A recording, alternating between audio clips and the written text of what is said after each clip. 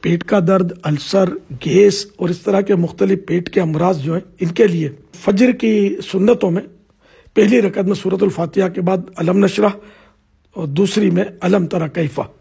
یہ انشاءاللہ بہت مفید رہیں گے۔ احادیث مبارکہ میں جو صورتیں فجر کی سنتوں میں پڑھنے کے لیے آئی ہیں تو وہ بھی کبھی کبھی پڑھ لی جائیں۔ نیز غذاؤں کا بڑا خیال رکھنا ہوتا ہے، ثقیل یعنی کہ وزنی غذائیں نہ استعمال کی جائیں، زود ہضم جلدی ہضم ہونے والی غذائیں استعمال کی جائیں اور اچھی طرح چبا کر کھائیں۔ نوالا چھوٹا ہو، اچھی طرح چبائیں گے نا تو یہ منہ کا لعاب ضرورت کے مطابق ہاضم لعاب جو ہضم کرتا ہے وہ اس میں مکس ہو جائے گا اور پیٹ میں جا کر انشاءاللہ وہ فائدہ کرے گا، ورنہ جلدی نگلتے نا بغیر چبائے یا کم چبائے تو ظاہر ہے کہ وہ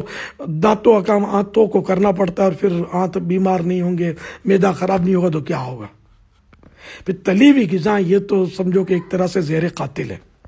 یہ کباب، سموسے، پکوڑے اور طرح طرح کی پوریاں، کچوریاں، یہ تو اور پیزے، پراٹھے، یہ سب پیٹ کا بھی ناش کرتے نظام کا